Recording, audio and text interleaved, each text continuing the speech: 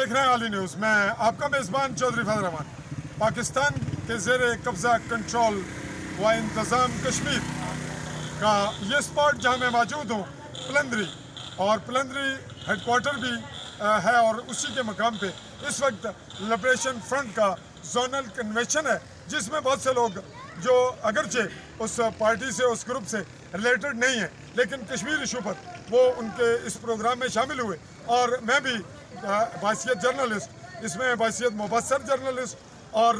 तजियाती हवाले से शामिल हुआ। यहाँ बहुत सी शख्सियात से हमारी मुलाकात हुई। मेरे साथ यहाँ एक जानिब राजा तनवीर मौजूद हैं जो झंडा केस डडियाल के हवाले से मारूफ हुए, और इस जानिब बहुत बड़ी शख्सियत हैं जो कश्मीर की तारीख का हिस्सा हैं और एक बहुत बड़ा ऐसा रोल है जिनको न सिर्फ नज़रअंदाज नहीं किया जा सकता, बल्कि उनको लेकर चला न जाए तो कश्मीर का मामला किसी रुख पे,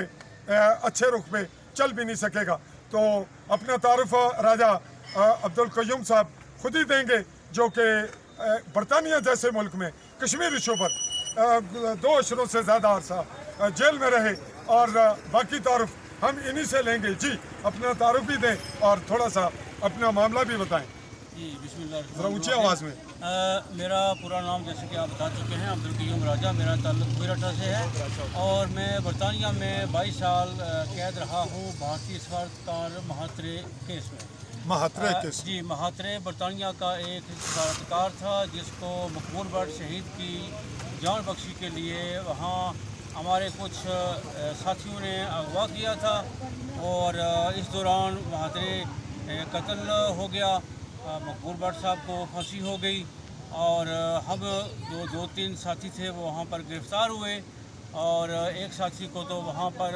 जो है अदालत ने सज़ा दी थी, लेकिन हम 2 साथी जो हैं, मैं और रियाज मलिक साहब, जिनका ताल्लुक कोटली से था, हमको गैर मुअय्यना मुद्दत के लिए जेल भेज दिया गया। जज ने कोई सज़ा डिक्लेयर नहीं की, और बाद में पता चला कि ये ब्रिटिश गवर्नमेंट और इंडियन गवर्नमेंट के दरमियान एक माहिदा था कि खुफिया माहिदा और अनडिक्लेयर्ड माहिदा, जिसका कोई ऐलान भी नहीं किया गया था, कि इन 2 आदमियों को निशान इबरत बनाने के लिए बरतानिया में ताहयात जेल में रखा जाए, ताकि चूँकि बरतानिया के अंदर वहाँ एक कश्मीरियों की भारी तादाद मौजूद थी, और इंडिया का ये मुतालबा था ब्रिटिश गवर्नमेंट से कि ये ऐसा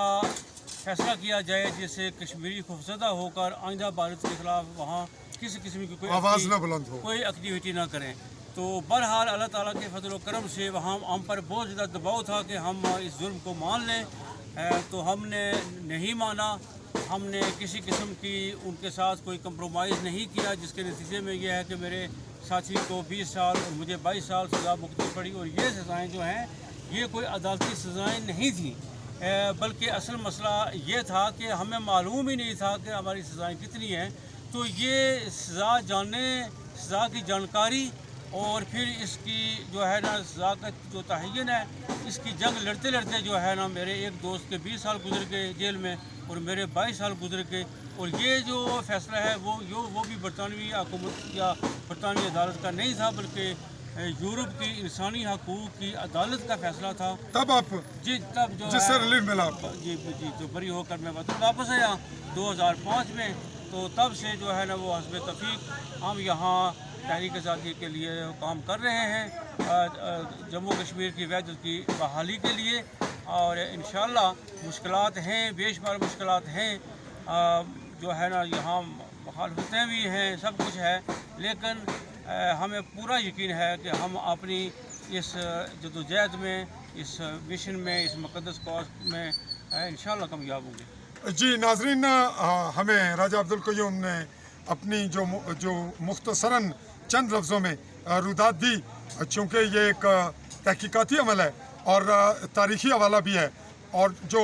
तालिब इल्म हैं कश्मीर के हवाले से जानना चाहने वाले लोग हैं, उसमें एज का ताल्लुक़ नहीं, तो उनके लिए भी हम इनका तफसीली इंटरव्यू मुख्तलिफ़ अक़साद में मुख्तलिफ़ सवालात के हवाले से फिर अगले मरलों में आपके गोश गुजार करेंगे, आपके सामने लाएंगे। इसी तरह राजा तनवीर साहब मेरे इस तरफ मौजूद हैं, तो इनका भी जो इनकी स्ट्रगल है, जो इनकी सोच है, उसको एक एक नुक्ता नज़र से उस पर जो एक थीसिस के हवाले से आपके सामने मामलात लाएं, ताकि नए लोगों को और जो लोग कश्मीर के हवाले से कुछ जानना और सीखना चाहते हैं या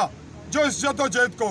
लेकर चलते हुए अपना कॉन्फिडेंस डेवलप करना चाहते हैं, पूरे यकीन और पूरे अतमाद से, पूरी कुव्वत ईमानी से और कश्मीर की आज़ादी को अपना अकीदा और इस धरती माँ को अपनी असल माँ जिसके पेट से पैदा होते हैं उससे ज़्यादा मुकद्दस गर्दान कर इसके लिए कुर्बानी का अज़्म लेंगे, उनके लिए ऐसी शख्सियात, इनके किरदार, इनकी कुर्बानियाँ जिनका ताल्लुक मकबूल भट्ट शहीद से और कश्मीर से और हमारी उस रियासत से जिसका ताल्लुक 22 अक्टूबर 1947 से और जिसकी बुनियाद पहले से 13 अगस्त 1947 से मौजूद थी और दोनों स्टेट इंडिया और पाकिस्तान बाद में बने और अब हम यहाँ उसी हालत में एक पेचीदा और कन्फ्यूजन के माहौल में आगे बढ़ रहे हैं। भारत और 5 अगस्त 2019 के वाक़े के बाद जो